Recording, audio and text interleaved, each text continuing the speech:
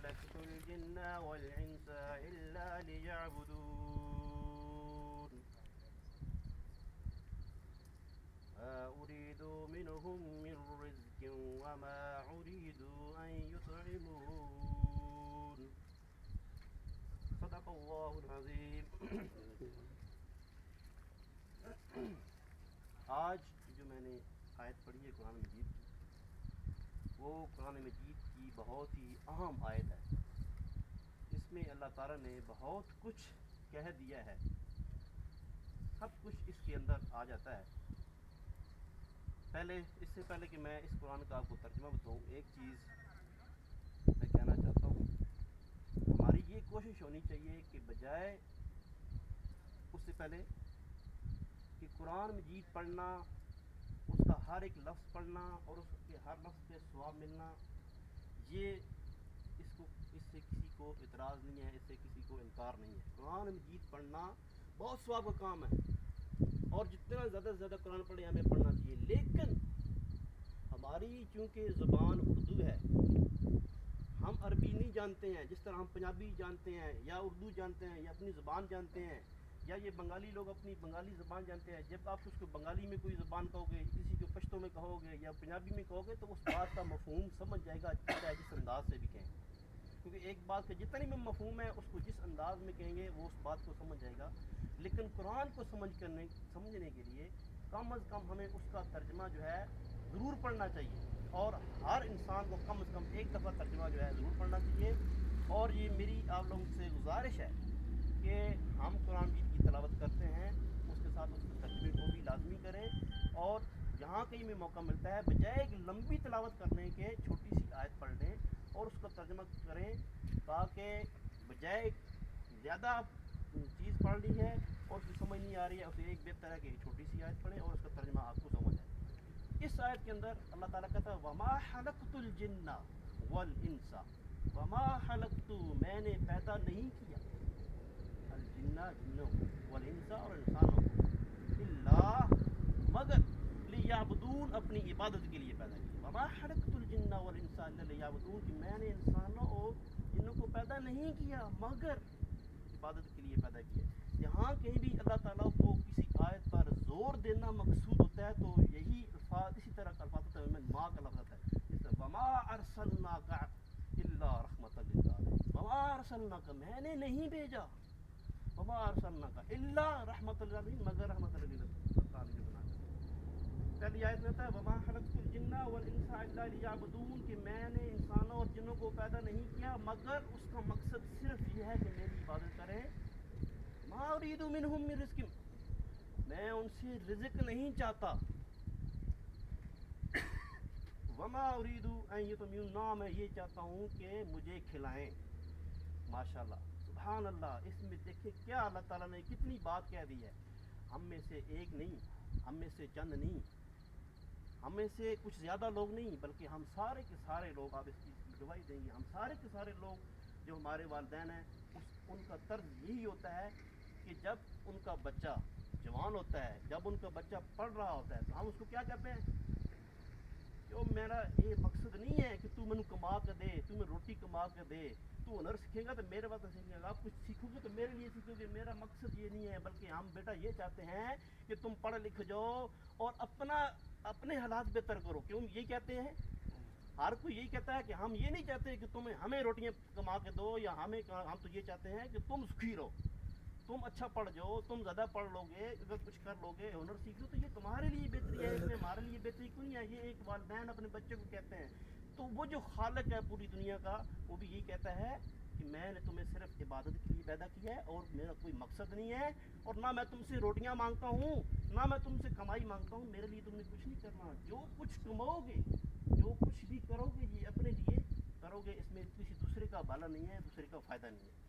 اب اگر آ جائیں وما خلقت الجن والانس الا لیعبدون، کہ اللہ نے ہمیں عبادت کے لیے پیدا کیا ہے اور ہمارا مقصد کوئی نہیں ہے، تو ہماری زندگی کدھر گئی، ہماری نوکریاں کدھر گئی، ہمارا کمانا ہے ہم نے، ہمارے بچے ہوں گے، ہم نے شادیاں کرنی ہیں، تو یہ ساری چیزیں معاملات کیسے چلیں گے؟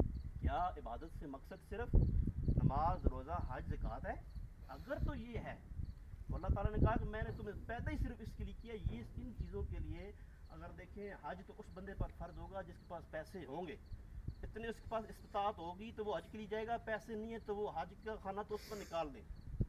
زکوٰۃ بھی اس بندے پر واجب ہوگی جس کے پاس زیادہ پیسہ ہوگا, بیشی پیسہ ہوگا تو وہ زکوٰۃ دے گا, پیسہ کم ہوگا تو زکوٰۃ نہیں دے گا. یہ بھی چیز ختم ہوگی.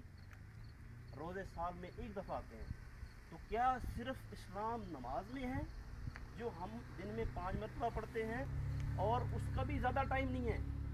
اگر 15 منٹ بھی لگا لیں, 1 گھنٹہ لگا لیں, 1 گھنٹہ 15 منٹ لگا لیں, 1 گھنٹہ 20 منٹ لگا لیں, اس سے زیادہ ٹائم نہیں ہے نماز کا. تو اللہ تعالیٰ تو کہہ رہا ہے کہ میں نے تمہیں پیدا ہی عبادت کے لیے کیا ہے, لیکن پھر ہمیں یہ بات سوچنا ہوگی کہ عبادت سے مراد یہاں پہ اللہ تعالیٰ کی کچھ اور ہے. عبادت میں اگر آ جائیں تو اس میں چیزیں آپ کو ملتی ہیں. ایک آ جاتا ہے آپ کے پاس حقوق اللہ, اور دوسرا آ جاتا ہے حقوق العباد. حقوق اللہ کا ڈائریکٹ واسطہ اللہ تعالیٰ سے ہے, جس کی پوچھ اللہ تعالیٰ نے کرنی ہے. جو ہم چیزیں ہم پہ فرض ہیں وہ فرضیت ہے, اس کا اللہ تعالیٰ نے ہم سے پوچھنا ہے. اس کی سزا کا, اس کی جزا کا, ہر چیز کا طریقہ موجود ہے. اللہ تعالیٰ نے بتایا ہے کہ کیا چیز نہیں کرو گے تو کیا ہوگا, کیا چیز کرو گے تو کیا ہوگا. اور دوسری طرف حقوق العباد ہیں جو دوسری عبادت میں آتی ہے. حقوق العباد عبادت کا دوسرا ایسا ہے. اصل عبادت تو یہ ہے جو آپ 23 گھنٹے کرتے ہیں. 1 گھنٹہ تو آپ نے نماز پڑھ لی روز, 23 گھنٹے آپ کیا کرتے ہیں, وہ اصل عبادت ہے. ہم اس عبادت پہ کبھی زور نہیں دیتے. ہم 1 گھنٹے والی عبادت پہ زور دیتے ہیں, ہم نماز پڑھ لیتے ہیں, لیکن 23 گھنٹے ہم نے کبھی یہ سوچا نہیں کہ ہم ان 23 گھنٹوں میں کیا کر رہے ہیں. اصل عبادت وہ کہ آپ 23 گھنٹوں میں کیا کر رہے ہیں. ان 23 گھنٹوں میں جب عبادت کی بات کریں تو اس میں سب سے پہلے جو آتا ہے وہ, یعنی اس میں کافی چیزیں ہیں. اس میں حسن اخلاق ہے, لوگوں کے ساتھ کس طرح اخلاق سے پیش آنا ہے, اور دوسرے لوگوں سے حسد نہیں کرنا ہے, اور دوسرے لوگوں کو اگر کچھ دوسرے لوگوں سے دیکھتے ہوئے کچھ کرنا ہے تو یہ تو اتنی تنخواہ لے رہا ہے, اس کو تو اتنی زیادہ تنخواہ ملتی ہے, یہ تو زیادہ پیسہ کما گیا ہے, اس کے پاس تو فلاں گاڑی ہے, اس کے پاس تو یہ چیز ہے. اگر ایسی چیزوں میں کرنا ہی ہے تو سبقت لینی ہی ہے تو اچھے کاموں میں لیں. اگر وہ چیز آپ کو اچھی لگ رہی تو حسد نہ کریں, کیونکہ قرآن دین میں حسد کے بارے میں پوری آیت الگ, پوری ایک صورت دے دی گئی ہے کہ حسد کرنے والوں کے بارے میں پورا اس میں بتا دیا ہے. تو اگر کسی سے بڑھنا ہی ہے تو نیکی میں بڑھو, اگر اس چیز میں بھی اس سے بھی بڑھنا ہے تو اپنے آپ کو بہتر کرو کہ یار یہ اس طرح کر سکتا ہے, میں کیوں نہیں کر سکتا. اپنے آپ کو اس مقام پہ لے کے آؤ, اس لیول کو لے کے آؤ, اس لیول پہ لے کے آؤ, نہ کہ آپ کہیں گے یار یہ اس جگہ پہ کیوں آ گئے. دوسری چیز کہ حسن اخلاق, یہ زندگی بہت کم ہے, دیکھنے میں بہت بڑی لگتی ہے لیکن بہت کم ہے. انسان کی کوشش یہی ہونی چاہیے کہ وہ دوسرے کو کے ساتھ جتنا اچھے طریقے سے پیش آ سکے اس کے ساتھ پیش آئے, جتنا اس کے ساتھ بہتر رویہ کر سکتا ہے اس کے ساتھ کرے. اس طرح گھر کے معاملات ہیں, باہر کے معاملات ہیں, جدھر آپ کام کرتے ہیں ادھر کے معاملات ہیں, گھر میں بیوی بچوں کے ساتھ معاملات ہیں. اگر ہم حسن اخلاق سے یا اچھے طریقے سے کسی چیزوں کو حل کرنے کی کوشش کریں گے تو اس چیز کا حل نکلے گا. اگر ہم حسن اخلاق سے یا اچھے طریقے سے کسی چیز کو نہیں کریں گے تو اس کا حل نہیں نکلے گا, بلکہ بات بگڑے گی. چھوٹی سی مثال دیتا ہوں. گھر میں آپ کھانا کھا رہے ہیں, کھانے میں نمک زیادہ ہو گیا, آپ آتے بیوی بھی کہتے ہو تم نے نمک زیادہ ڈال دیا, کیوں ڈالا. وہ پتہ کیا کہے گی, جا جتھے پکی ملتی چنگی اتوں جا کھا, جتوں چنگی ملتی ہے نا اتوں تو کھا, تینوں روز میری ہانڈی نہیں پسند آتی, تینوں فلان ہوتا ہے, تینوں ٹھکان ہوتا ہے. اگر آپ اس کو آپ کہیں گے یہ نمک مجھے تھوڑا زیادہ تو نہیں لگ رہا کہ کیا ہے, وہ بات آپ کا انداز اور ہوگا, وہ کہے گی ہاں میں تینوں کوئی اور بنا دوں چیز, تینوں میں کوئی یہ چھڈ دو تھی, تینوں میں اور نہ کوئی بنا دوں. یعنی آپ اگر اس کو کہیں گے یہ اس میں ایسی تو نہیں ہو گیا, اب آپ کا انداز ہوگا تو وہ خود کہے گی چھوڑ دے میں آپ کو کچھ اور بنا دیتی ہوں. اگر وہ کہے گی نمک کیوں زیادہ ڈالا ہے, وہ کہے گی اچھا جا کوئی اور لے کے آ جی تین چنگے پکا کے دے گی, کوئی اور لے کے آؤ, کوئی نوکر بی لے کے آؤ جو اچھا بنائے گی کھانا, میں نہیں بناتی اچھا, ہاں جاؤ اس کے پاس کھاؤ گے, میں صرف نہیں کھانا بناؤں گی.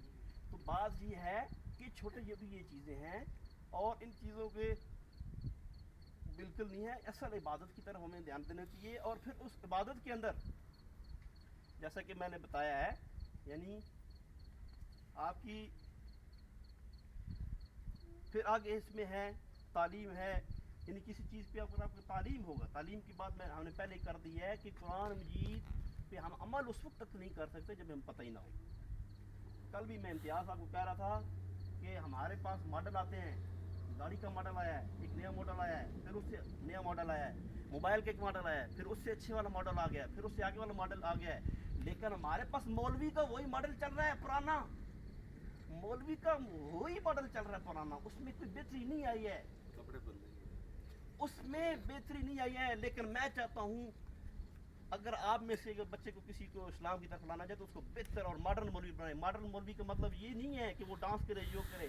ماڈرن مولوی کا یہ مطلب ہے کہ اس کو کمپیوٹر بھی آنا چاہیے, اس کو پتہ ہونا چاہیے کہ لوگوں کے ساتھ بات کیسے کریں, اس کو ہندی بھی آنا چاہیے, بنگلہ بھی آنا چاہیے, انگلش بھی آنا چاہیے, ساری زبان آنی چاہیے, اور اس کو سارے طریقے آنے چاہیے کہ کس طرح اپنی آواز کو قوم تک اور دوسرے لوگوں کو پہنچانا ہے. ہمارے مولوی وہی ادھر ہیں, الحمدللہ رب العالمین الحمدللہ رب العالمین, صبح سے لے کے شام تک وہ درسوں میں بیٹھے ہوئے ہیں, وہی پڑھ رہے ہیں. ترجمہ ان سے پوچھیں تو کہ قرآن میں تو یہ لکھا ہوا ہے, کہتے ہیں نہیں یہ سب پڑھی کون, سب بڑے مولوی نے دسی کو نہیں ہے, ہم پہ مولوی صاحب نہیں دسا بھی اس طرح کرنا ہے.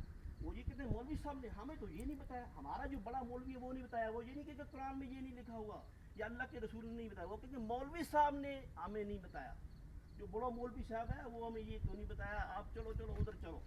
تو بات یہ ہے کہ اس کے ساتھ ترجمہ کرنا اور اس کو پھر دوسری زبانوں میں انگلش میں, اگر آپ چاہتے ہیں کہ ہمارا امیج دوسرے لوگوں کے سامنے ہم بتائیں کہ اسلام کیا ہے, اصل کیا ہے, تو ہمیں اس چیز کو سمجھنا ہوگا. اور جب تک ہمارا علم نہیں ہوگا ہم عمل اس پہ نہیں کر سکتے ہیں.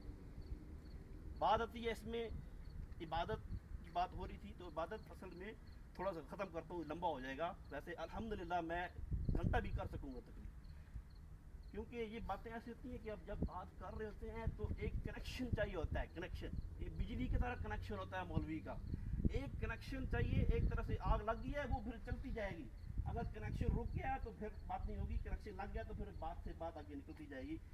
بات ہو رہی تھی عبادت کی, تو باتیں دو طرح کی ہوتی ہیں. عبادت ایک تو ہوگی آپ کی جسمانی, جس میں آپ کا جسم کا حصہ شامل ہے, ایک تو عبادت وہ ہے. ایک میں جسم نہیں ہے, یہ حصہ شامل ہے, دل شامل ہے, دل.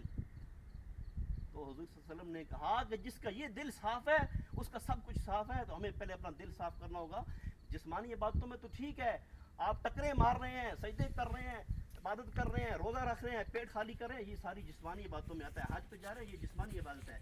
دل کی عبادت کیا ہے کہ غلطی ہوگی کسی سے اس کو معاف کر دیں, کہ وہ دل سے معاف کر رہے ہیں. کسی کو معاف کیا ہے تو دل سے معاف کریں گے, کسی نے کچھ کہہ دیا ہے تو صبر کرنا ہے, دل سے صبر کرنا ہے, تحمل کرنا ہے تو دل سے کرنا ہے, کسی کا حسد نہیں کرنا ہے تو وہ دل سے نہیں کرنا ہے. یہ دلی عبادت ہے, یہ سب سے پہلے عبادت ہے. اگر آپ نماز نہیں پڑھیں گے گناہ ہے اس کا, لیکن اس کی سزا اللہ دے گا. لیکن آپ کسی بندے کے ساتھ اگر انسان کے ساتھ زیادتی کریں گے تو اس کی سزا تو آپ کو ملے گی, لیکن اس بندے سے معافی پہلے مانگنا ہوگی. وما علینا الا البلاغ المبین. الحمدللہ رب العالمین الرحمن الرحیم مالک یوم الدین ایاک نعبد و ایاک نستعین اهدنا الصراط المستقیم صراط الذین انعمت علیہم غیر المغضوب علیہم ولا الضالین آمین. اللهم صل على محمد وعلى ال محمد كما صليت على ابراہیم وعلى ال ابراہیم انك حمید مجید. اللهم بارك على محمد وعلى ال محمد كما باركت على ابراہیم وعلى ال ابراہیم انك حمید مجید. ربنا آتنا في الدنيا حسنة وفي الآخرة حسنة وقنا عذاب النار. ربنا ظلمنا انفسنا وان لم تغفر لنا وترحمنا لنكونن من الخاسرين. ربنا اغفر لي ولوالدي وللمؤمنين يوم يقوم الحساب. اللهم انت السلام ومنك السلام تبارك يا ذا الجلال والاكرام. 9 بجے فیس بک تے